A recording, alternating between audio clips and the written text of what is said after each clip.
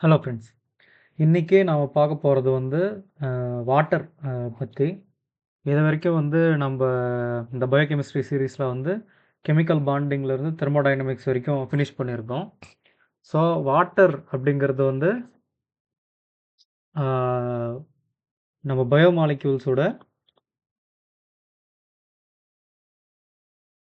ஒரு major solvent.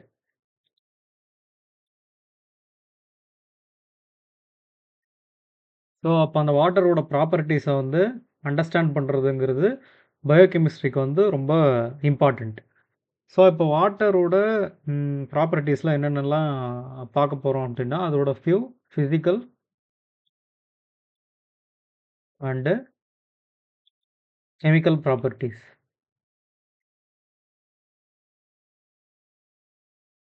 So இப்போ வாட்டரோட ம ஒரு மெயின் ஃபிசிக்கல் ப்ராப்பர்ட்டி அப்படின்னு சொல்லிட்டு பார்த்தோம் அப்படின்னா, it can exist in 3 different forms இல்லையா? Solid, as a ice. அதுக்கடுத்து வந்து லிக்விட், வாட்டர். அதுக்கடுத்து வந்து கேஸ் வந்து வாட்டர் வேப்பர். இப்படி 3 ஃபார்ம்லயுமே வந்து எக்ஸிஸ்ட் ஆகும். வாட்டரோட ஸ்பெசிஃபிக் ஹீட் கெப்பாசிட்டின்னு வந்து ஸ்பெசிஃபிக் ஹீட் கெப்பாசிட்டி வந்து ரொம்ப அதிகம். அதாவது ஸ்பெசிஃபிக் ஹீட் கெப்பாசிட்டினா என்னன்னா, ஃபார் எக்ஸாம்பிளுக்கு ஒரு 1 கேஜ் அயர்ன் பார் இருக்குன்னு வச்சுப்போம். அதே மாரி ஒரு 1 லிட்டருக்கு வந்து ஒரு ஒரு கண்டெய்னர்ல வாட்டர் இருக்கு. நம்ம 2த்தையும் வந்து ஹீட் பண்றோம். Same amount of time, same temperature. Same temperature, same amount of time. டைம்க்கு ஹீட் பண்ணுறோம் அப்படின்னா, அயர்ன் பார் அப்படிங்கிறது வந்து ஃபாஸ்ட்டாக ஹீட் ஆயிரும். பட் இதே வாட்டர் அப்படிங்கிறது வந்து ஸ்லோவாக தான் ஹீட் ஆகும். காரணம் என்னன்னா, அந்த ஹீட்டை வந்து அ அ அக்காமடேட் பண்ணிக்கக்கூடிய அந்த கெப்பாசிட்டி, ஹீட் கெப்பாசிட்டி அப்படிங்கிறது வந்து வாட்டருக்கு ரொம்ப அதிகம். ஸோ இது மெயினான ஃபிசிக்கல் ப்ராப்பர்ட்டி. இப்போ கெமிக்கல் ப்ராப்பர்ட்டீஸ்ன்னு சொல்லி நம்ம மெயினா பார்த்தோம்னா, ஆக்ஸிஜன் அப்படிங்கிறது வந்து வாட்டர் அப்படிங்கிறது வந்து H2O H2O ஆ அந்த வாட்டர் மாலிக்யூல வந்து கெமிக்கலி ரெப்ரசன்ட் பண்ணணும்னா, அது H2O. அதாவது ஒரு ஆக்ஸிஜன், அதோட வந்து 2 ஹைட்ரஜன் இருக்கு அப்படின்னு சொல்லிட்டு பார்க்குறோம். இந்த ஆக்ஸிஜனோட அவுட்டர் மோஸ்ட் ஷெல்லுல நம்பர் ஆஃப் எலக்ட்ரான்ஸ் வந்து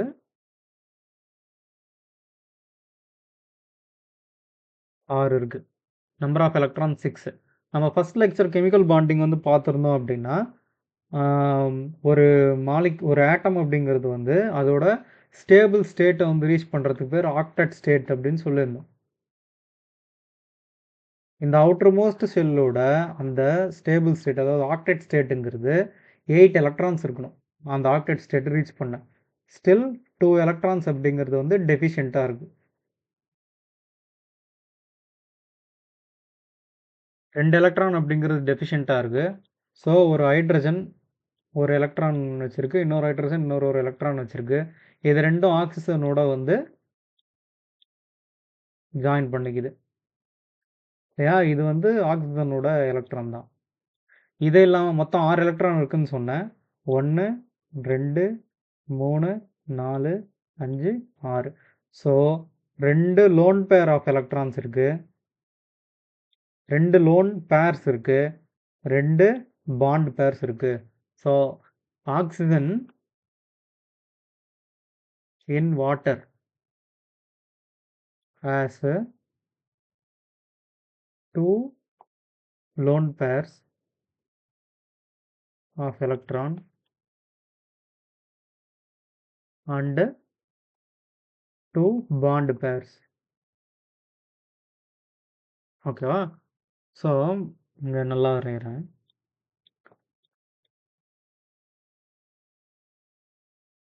இது என்ன இப்படி வரைகிறேன் அப்படின்னா வந்து,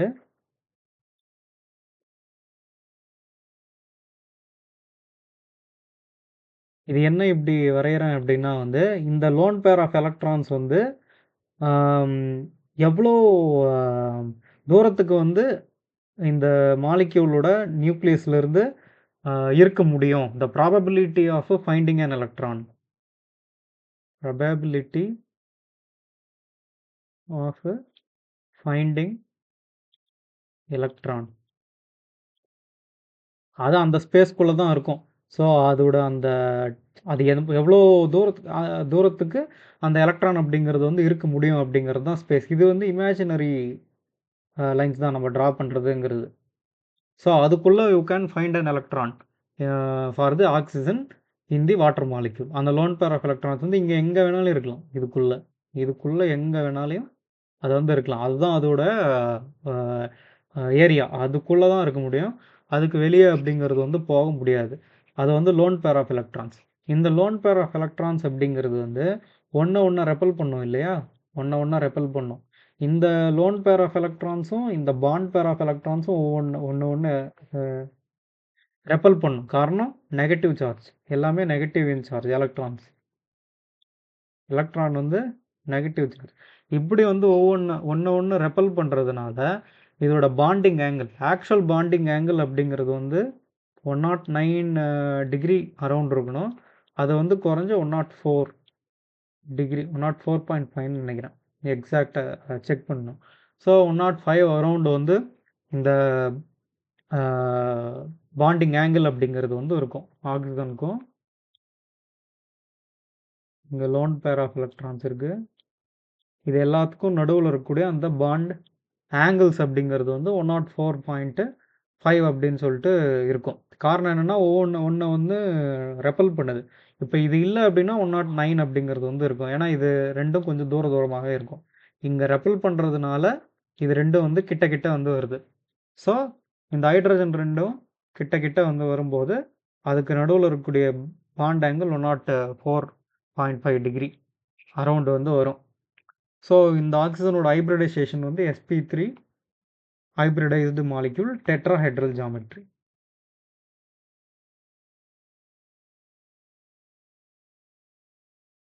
இவ்வளோ டெப்த்தாக நம்ம சிஎஸ்ஐஆர் நெட்டுக்கு இவ்வளோ கெமிஸ்ட்ரி ஃபோக்கஸுங்கிறது தேவையில்ல. But if you are focusing GATE life sciences அதில் வர கெமிஸ்ட்ரி செக்ஷனுக்கு இதை விட டீப்பாகவே வந்து பார்க்கணும். பட் பயோகெமிஸ்ட்ரி இன் சிஎஸ்ஐஆர் நெட்டுக்கு வந்து இவ்வளோ கூட வந்து தேவையில்லை தான். பட் வாட்டரை பற்றின அண்டர்ஸ்டாண்டிங் அப்படிங்கிறது வந்து ஓரளவுக்கு இருக்கணும். ஏன்னா இது புரிஞ்சால் தான் அடுத்தடுத்து வந்து வாட்டரோட மற்ற கெமிக்கல் ப்ராப்பர்ட்டிஸுங்கிறது வந்து புரியும். So oxygen highly electronegative.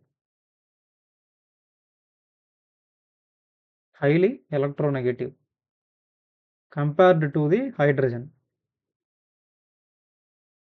Compared to hydrogen, oxygen is highly electronegative. So electrons எல்லாம் தன்னை நோக்கி வந்து புல் பண்ணிக்கும். இங்கே பாண்ட் பேர் ஆஃப் எலக்ட்ரான்ஸ் இருக்குது இல்லையா?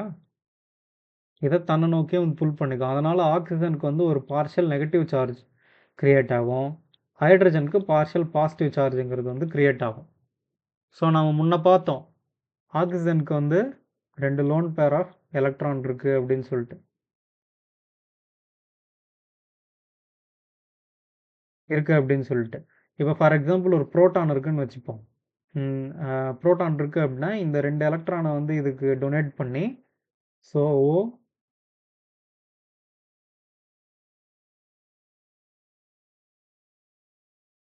H3O ப்ளஸ்ஸாக வந்து மாறும். இதுக்கு பேர் வந்து ஹைட்ரோனியம் அயான்னு சொல்லுவாங்க. பிஹெச் பற்றி நடத்தும்போது இதை பற்றி இன்னும் கொஞ்சம் டீப்பாக வந்து பார்ப்போம். ஓகேவா? ஸோ ஒரு பார்ஷியல் நெகட்டிவ் சார்ஜு ஆக்சிஜன் மேலேயும் பார்ஷியல் பாசிட்டிவ் சார்ஜ் வந்து இந்த ஹைட்ரஜன் மேலேயும் வந்து க்ரியேட் ஆகும். அது இப்போது இந்த மாதிரியான சார்ஜ் செப்பரேஷனால் என்ன நடக்குது? இந்த இடத்துல வந்து ஒரு டைபோல் மொமெண்ட் அப்படிங்கிறது வந்து க்ரியேட் ஆகுது. சார்ஜ் டிஃப்ரென்சஸ் வந்து இருக்கிறதுனால. இது வந்து பாசிட்டிவ் டைபோல், இது நெகட்டிவ் டைபோல். இப்போது இன்னொரு வாட்டர் மாலிக்யூல் அப்படிங்கிறது வந்து இருக்குது பக்கத்தில்.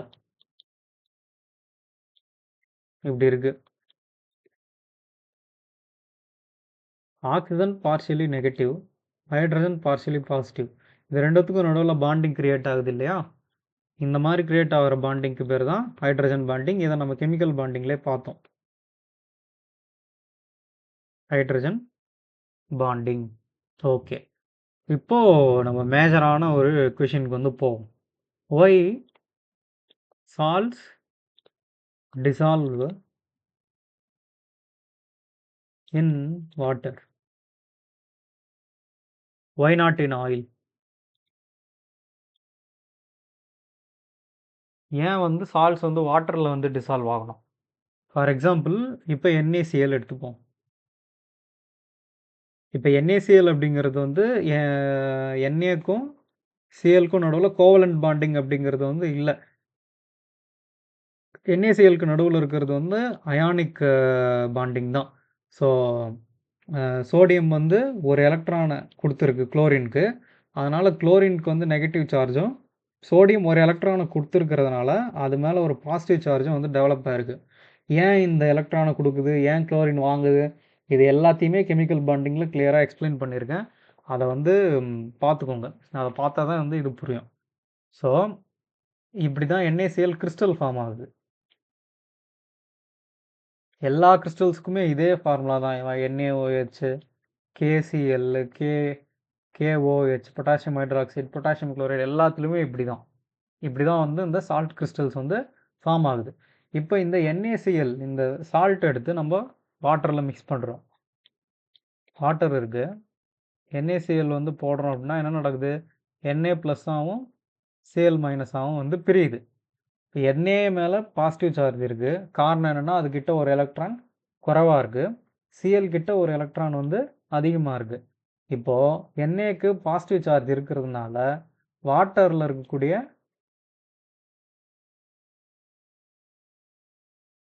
NAக்கு வந்து பாசிட்டிவ் சார்ஜ் இருக்கிறதுனால வாட்டரில் இருக்கக்கூடிய ஹைட்ரஜனோட வந்து இன்ட்ராக்ட் பண்ண சாரி NAக்கு வந்து பாசிட்டிவ் சார்ஜ் இருக்கிறதுனால வாட்டரில் இருக்கக்கூடிய ஆக்சிஜனோட இன்ட்ராக்ட் பண்ண முடியும் இல்லையா? Because oxygen is partially negative. Na அப்படிங்கிறது வந்து ஒரு positive charge, chlorine Cl minus அப்படிங்கிறது நெகட்டிவ் சார்ஜு, ஹைட்ரஜனுக்கு வந்து பார்ஷியலி பாசிட்டிவ். இப்போ இந்த குளோரின் இந்த ஹைட்ரஜனோட வந்து அந்த எப்படி சொல்கிறது, இந்த ஒரு எலக்ட்ரோஸ்டாட்டிக் இன்ட்ராக்ஷனுங்கிறது வந்து கிரியேட் ஆகும். எலக்ட்ரோஸ்டாட்டிக்ஸை பற்றி இதை பேசுகிறேன். இதுக்கடுத்து வந்து அதை பற்றி வந்து பேசுவோம். இது நெகட்டிவ், இது பாசிட்டிவ், இது வந்து பாசிட்டிவ், இது வந்து நெகட்டிவ். ஸோ வாட்டரில் சார்ஜ் டிஃப்ரென்ஸ் இருக்குது. வாட்டரில் சார்ஜ் டிஃப்ரென்ஸ் அப்படிங்கிறது வந்து இருக்குது. Oxygen partially negative, hydrogen partially positive.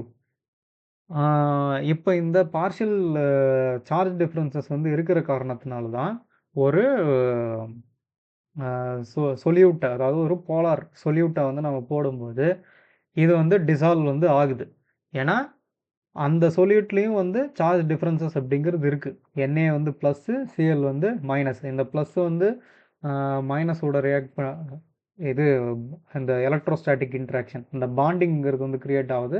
இந்த ப்ளஸ்ஸுங்கிறது இந்த மைனஸோட வந்து பாண்டிங் க்ரியேட் ஆகுது. ஆக்சுவலாக சொல்லணுன்னா இப்படி Na ப்ளஸ்ஸு, இது almost minus, Cl minus, hydrogen வந்து ப்ளஸ்ஸு, இது ரெண்டுத்துக்கும் நடுவில். ஸோ இந்த மாதிரி. இப்போ ஃபார் எக்ஸாம்பிளுக்கு வாட்டரில் வந்து நம்ம ஆயில் ஆட் பண்ணலாம். ஆயில் அப்படிங்கிறது வந்து ஒரு லாங் செயின் ஃபேட்டி ஆசிட்ஸ் வந்து ஆயில் இல்லையா? ஸோ ஃபார் எக்ஸாம்பிளுக்கு ஒரு இப்படி ஒரு ரேண்டம் ஆயில் அப்படிங்கிறது mostly long chain fatty acids தான். ஃபேட்டி ஆசிட்னும் போது வந்து CO, இது கார்பாக்சில் குரூப்பும் வந்திருக்கும். இப்போதைக்கு ignore that. So long carbon chains தான், கம்ப்ளீட்டாக கார்பன் இருக்கும், மேலே ஹைட்ரஜன், அதோட ஹைட்ரஜன் பாண்ட் ஆகியிருக்கும், மேலே வந்து ஹைட்ரஜன் பாண்ட் ஆகியிருக்கும். ஸோ இந்த மாலிக்யூலில் எங்கேயாவது சார்ஜ் டிஃப்ரென்ஸ் இருக்கா? இந்த மாலிக்யூலில் எங்கேயாவது சார்ஜ் டிஃப்ரென்ஸ் இருக்கா? எங்கேயுமே வந்து சார்ஜ் டிஃப்ரென்ஸ் அப்படிங்கிறத இந்த மாலிக்யூலில் வந்து பார்க்க முடியாது. இப்படி வச்சுப்போம், எல்லாம் கார்பன் தான் இருக்குது. CH இப்படி வர CH2 இங்கே எங்கேயாவது வந்து சார்ஜ் டிஃப்ரென்ஸ் அப்படிங்கிறது இருக்கா?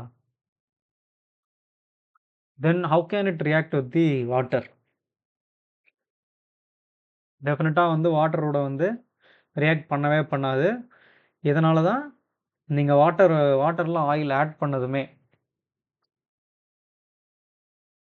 வாட்டரில் நம்ம ஆயில் வந்து ஆட் பண்ணதுமே ஆயில் எல்லாம் குளோபியூல்ஸாக இப்படி ரவுண்டாக வந்து வாட்டர்லாம் அது ஆயிலெலாம் ஒன்றா இருக்கும். வாட்டர் அதோட வந்து இன்ட்ராக்ட் பண்ணவே பண்ணாது, தனியாக தான் இருக்கும்.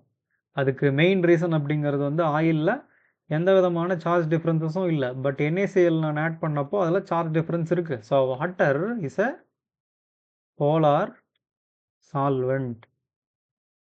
It's an universal solvent. It's an universal solvent. ஓகேவா? ஸோ ஹேவிங் செட் தட், அதுக்கடுத்து நம்ம ரொம்ப இம்பார்ட்டண்ட்டாக பார்க்கணும் அப்படின்னா, இப்போ இந்த போலார் சால்வெண்ட்டில் போலார் சொல்யூட் வந்து ஆட் பண்ணுறோம். போலார் சால்வெண்ட் வாட்டர் மட்டும் இல்லை, நிறைய வந்து போலார் சால்வெண்ட்ஸ் அப்படிங்கிறது இருக்குது. இதில் வந்து நம்ம வந்து சால்ட் வந்து ஆட் பண்ணுறோம், NaCl. இது வந்து எனர்ஜெட்டிக்கலி ஃபேவரபுளா, அதாவது எனர்ஜெட்டிக்கலி ஃபேவரபுளா இல்லையா ஒரு ரியாக்ஷன் அப்படிங்கிறது, அதாவது H2O ப்ளஸ் NaCl. இப்போ ஃபார் எக்ஸாம்பிள் ஒன்று எழுதுகிறேன். லைக்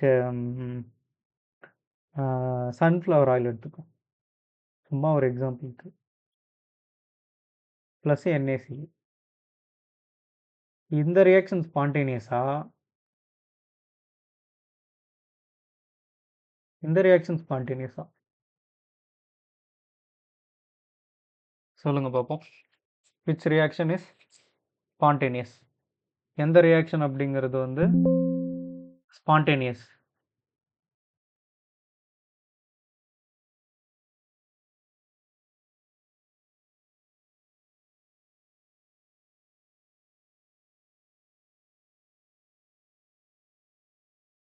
எந்த ரியாக்ஷன் அப்படிங்கிறது வந்து ஸ்பான்டேனியஸ்?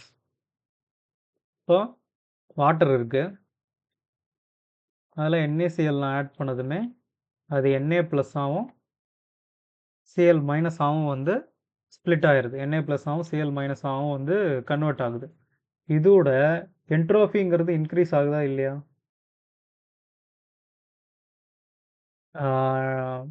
ஸ்பான்டேனியஸாக இல்லையா ஒரு கெமிக்கல் ரியாக்ஷன் அப்படிங்கிறத எப்படி தெரிஞ்சுப்போம்? ΔG is equal to ΔH minus T del S. போன லெக்சரில் வந்து பார்த்தோம். பார்க்காதவங்க கட்டாயமாக அந்த லெக்சரை வந்து பார்த்துருங்க. So ΔS change in entropy. Change in என்ட்ரோஃபின்னா என்ன சொன்னேன்? ரேண்டம்னஸ் ஓட சேஞ்ச். ஸோ NaCl இருக்கும்போது it is not random, but Na plus ஆகும் Cl மைனஸ் ஆகும் வந்து பிரியுது. பிரியும் போது அதோட ரேண்டம்னஸ் அப்படிங்கிறது வந்து இன்க்ரீஸ் ஆகுது. So the ΔS is increasing. So the negative value is increasing. அப்படி இன்க்ரீஸ் ஆகும்போது ΔG அப்படிங்கிறது வந்து லெஸ் தென் 0. ஏன்னா நெகட்டிவ் இன்க்ரீஸ் ஆகுது இல்லையா? ΔH minus T del S negative increase ஆகுது. நெகட்டிவ் இன்க்ரீஸ் ஆகும்போது ΔG less than 0. ΔG less than 0வாக இருந்துச்சுன்னா ஸ்பான்டேனியஸ். ஸோ ஒரு போலார் சால்வெண்ட்டில், சால்வெண்ட்டுங்கிறது என்ன? கரைக்கக்கூடிய பொருள்.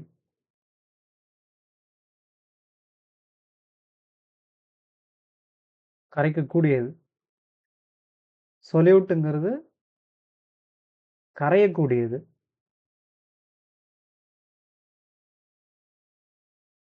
இல்லையா? இந்த இடத்துல வந்து வாட்டர் அப்படிங்கிறது வந்து சால்வெண்ட்டு, சொல்யூட்டுங்கிறது வந்து NaCl நம்ம எடுத்துக்கிட்ட எக்ஸாம்பிளில். அதில் இந்த ரியாக்ஷன் வந்து ΔG less than 0, it is spontaneous. அதே வந்து இப்போது ஆயில் வந்து போடுறோம், அதாவது சன்ஃப்ளவர் ஆயில் எடுத்துக்கிட்டோம் இல்லையா? ஆயில், இதில் NaCl போடுறேன். NaCl பிரியுமா? பிரியவே பிரியாது. NaCl தான் வந்து இருக்கும். டெஃபினட்டாக வந்து மாறவே மாறாது. லைக் வாட்டர் இருக்குது, வாட்டரில் ஆயில் மிக்ஸ் பண்ணுறோம், இதுவும் இதே மாதிரி தான். ஏதாவது வந்து சேஞ்ச் அப்படிங்கிறது நடக்குமா? ஒன்றுமே நடக்காது. ஆயில்லாம் வந்து ஒன்றா தான் இப்படி குளோபியூல்ஸாக ஃபார்ம் ஆகும்.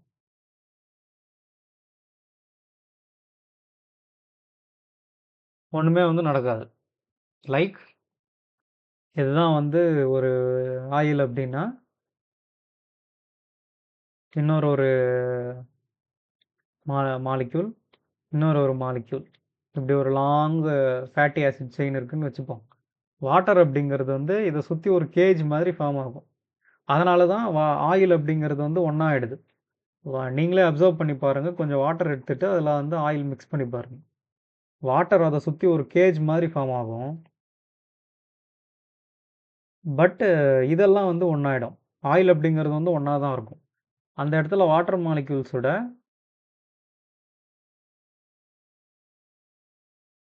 ரேண்டம்னஸ் கம்மியாகுது இல்லையா? ஸோ இப்படி வந்து ஒரு ஃபேட் மாலிக்யூல் ஒன்று இருக்குன்னு வச்சுப்போம். இந்த இடத்துல H2O, H2O, H2O, H2O, H2O, H2O நிறைய இருக்கு. இப்போ இன்னொரு ஒரு ஃபேட் மாலிக்யூல் இருக்கு இங்க. இதை சுற்றி H2O இருக்கு. ஸோ இப்படி எல்லா ஃபேட் மாலிக்யூலை சுற்றியும் H2O அப்படிங்கிறது வந்து இருக்குன்னு வச்சுப்போம்.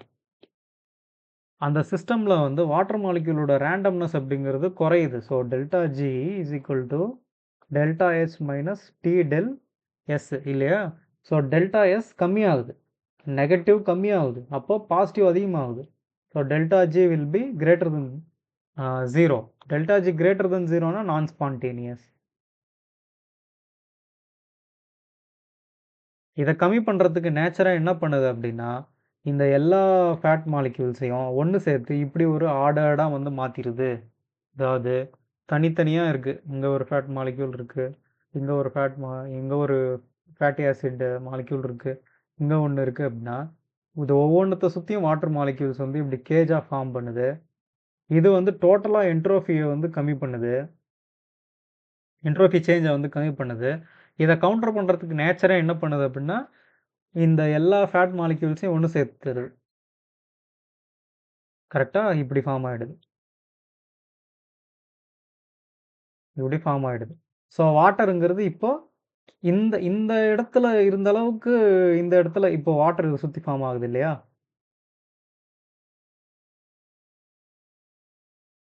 இதை சுற்றி வாட்டர் அப்படிங்கிறது வந்து ஃபார்ம் ஆகுது இல்லையா? இந்த ஃபேட்டி ஆசிட் மாலிக்யூல்ஸை சுற்றி இந்த இடத்துல இருந்ததை விட இந்த இடத்துல கொஞ்சம் அந்த ரேண்டம்னஸ்ங்கிறது இன்க்ரீஸ் ஆகிருக்கு இல்லையா? இங்கே 20 வாட்டர் மாலிக்யூல் தேவைப்படுது, இங்கேயும் 20 தேவைப்படுது, இங்கேயும் 20 தேவைப்படுது. இப்போ எல்லா ஃபேட் மாலிக்யூல்ஸும் ஒன்றா சேர்ந்ததுக்கப்புறம் மொத்தமாகவே 20 தானே தேவைப்படுது. ஸோ இந்த சுச்சுவேஷனை விட இந்த சுச்சுவேஷன் பெட்டர் இல்லையா? இந்த இந்த சினாரியோவை வந்து நீங்கள் எங்கே பார்க்கலாம்? இந்த சினாரியோவை வந்து நீங்கள் எந்த இடத்துல வந்து அப்சர்வ் பண்ண முடியும்?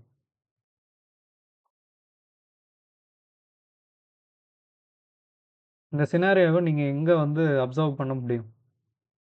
செல் மெம்பரேன்ஸில் அப்சர்வ் பண்ண முடியும். Cell membranes are made up of phospholipids.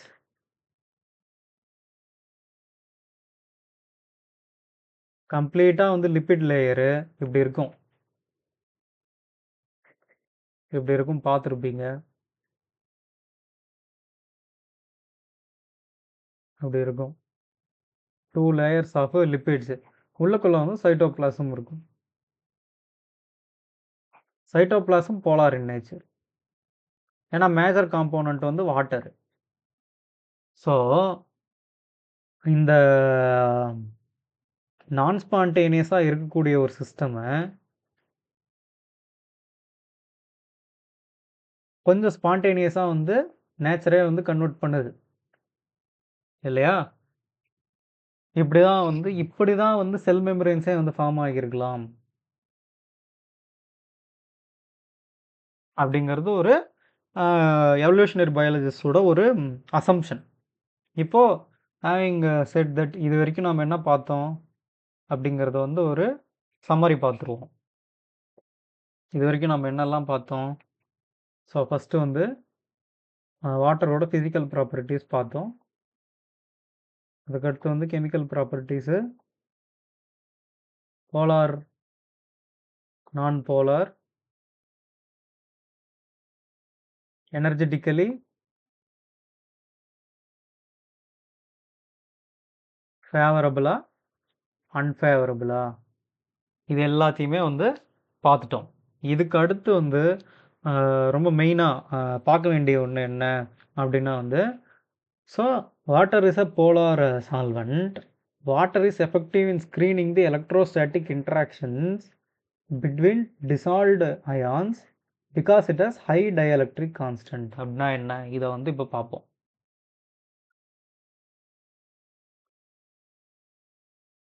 So நம்ம NaClஓட எக்ஸாம்பிள் வந்து பார்த்தோம்.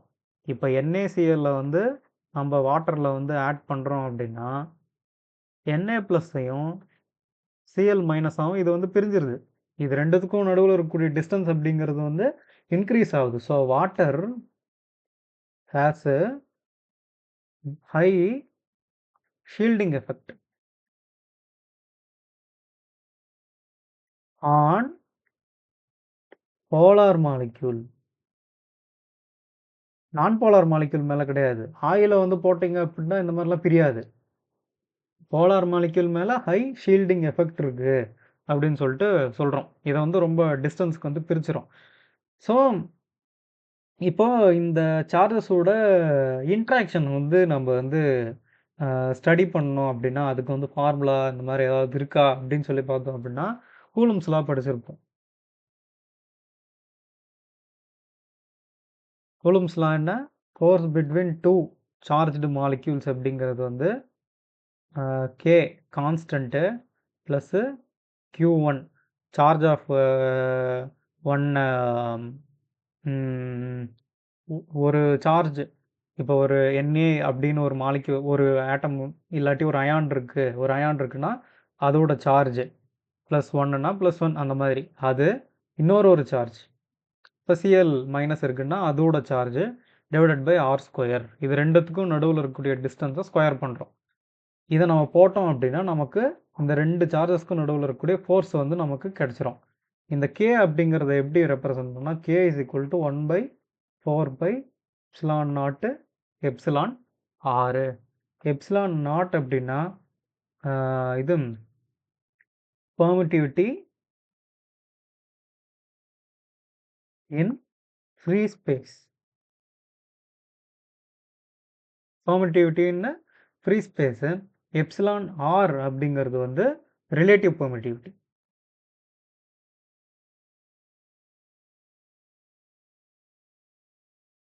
ஒவ்வொன்றா வந்து எக்ஸ்பிளைன் பண்ணுறேன். ஃபார் எக்ஸாம்பிள் இப்போ ஒரு K அப்படிங்கிறது வந்து 1/4πε0 εr அப்படின்னு சொல்லிட்டு சொன்னேன். இப்போ ஒரு சார்ஜ் அப்படிங்கிறது வந்து ரெண்டு சார்ஜஸ் இருக்கு, Q1 Q2ன்னு ரெண்டு சார்ஜஸ் இருக்கு அப்படின்னா அது வேக்கம்ல இருக்குன்னு வச்சுப்போம். வேக்கம்ல இருக்கு அப்படின்னா வந்து இந்த ரிலேட்டிவ் பெர்மிட்டிவிட்டி அப்படிங்கிறது வந்து 1. ஸோ இதை நம்ம எடுத்துக்கவே மாட்டோம். இந்த எப்சிலான் நாட்டுக்கு வந்து ஒரு கான்ஸ்டன்ட் வேல்யூ அப்படிங்கிறது வந்து இருக்கு, பெர்மிட்டிவிட்டி ஆஃப் ஃப்ரீ ஸ்பேஸ் அப்படின்னு சொல்லிட்டு சொன்னேன். Of permittivity of free space அப்படின்னு சொல்லிட்டு சொன்னேன். இப்போ இந்த வேல்யூஸ் எல்லாம் வந்து எதுக்கு? இந்த வேல்யூஸ் எல்லாம் வந்து எதை வந்து இண்டிகேட் பண்ணுது அப்படின்னா ரெண்டு சார்ஜஸை வந்து அது எந்த அளவுக்கு வந்து டிஸ்டன்ஸ் பண்ண முடியும். இப்போ இந்த எப்சிலான் அப்படிங்கிறதே வந்து ஜென்ரலாக வந்து எப்சிலான் தான். எப்சிலான் அப்படின்னா வந்து பெர்மிட்டிவிட்டி.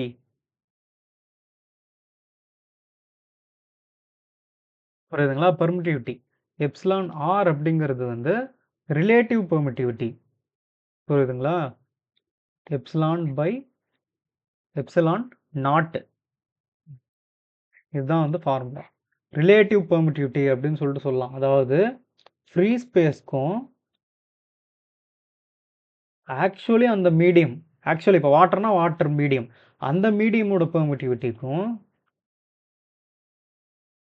நடுவில் இருக்கக்கூடிய ரேஷியோ தான் வந்து எப்சிலான் ஆர் அப்படிங்கிறது. அது வந்து ரிலேட்டிவ் பெர்மிட்டிவிட்டி.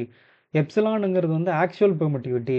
எப்சிலான் நாட் அப்படிங்கிறது வந்து பெர்மிட்டிவிட்டி ஆஃப் ஃப்ரீ ஸ்பேஸு. இந்த ஆக்சுவல் பெர்மிட்டிவிட்டிக்கும் பெர்மிட்டிவிட்டி ஆஃப் ஃப்ரீ ஸ்பேஸ்க்கும் நடுவில் இருக்கக்கூடிய ரேஷியோ தான் வந்து எப்சிலான் or relative permittivity.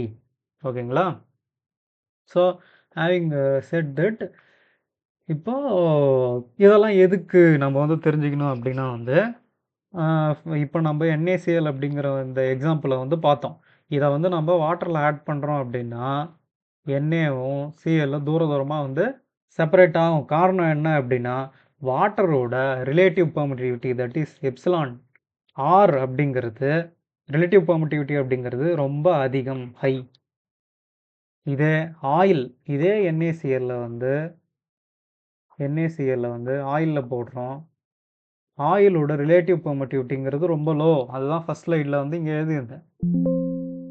இங்கே பார்த்தோம் அப்படின்னா at 25 degree Celsius, yes, it is subject to temperature changes. Epsilon அப்படிங்கிறது வந்து 78.5 for water.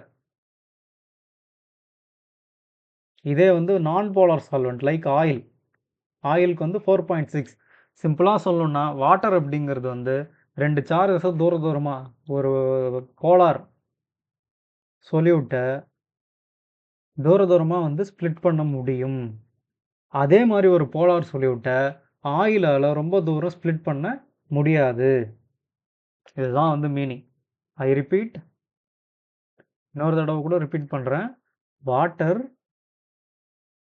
Can split a polar solute distantly. அதாவது அதோட ரிலேட்டிவ் பெர்மிட்டிவிட்டி ரொம்ப அதிகம்.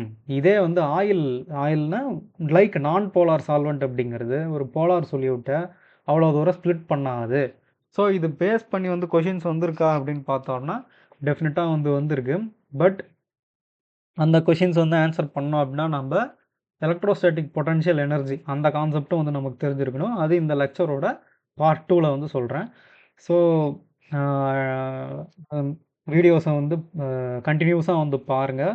கம்ப்ளீட்டாக வந்து பார்த்தா தான் வந்து புரியும். அதே மாதிரி உங்களுக்கு ஏதாவது டவுட்ஸ் இருந்ததுனாலும் கமெண்ட்டில் சொல்லுங்கள். அந்த சப்ஸ்கிரிப்ஷன் நீங்கள் போட்டிங்க அப்படின்னா தொடர்ந்து வீடியோஸ் வர்றது வந்து உங்களுக்கு தெரியும். தேங்க்யூ.